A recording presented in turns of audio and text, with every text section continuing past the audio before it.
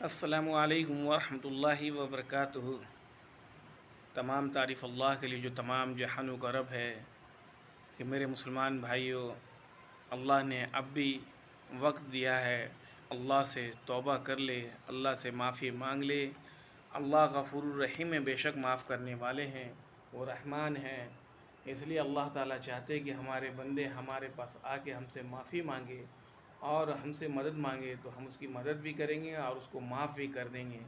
لیکن امت یہ ہے، گناہ پہ گناہ کیے جا رہی ہے، اللہ کی نافرمانی کیے جا رہی ہے، اللہ کیسے معاف کرے گا؟ اس لیے میرے محترم بزرگوں دوستو، اللہ نے اب بھی وقت دیا ہے کہ مرنے سے پہلے اللہ سے معافی مانگ لے۔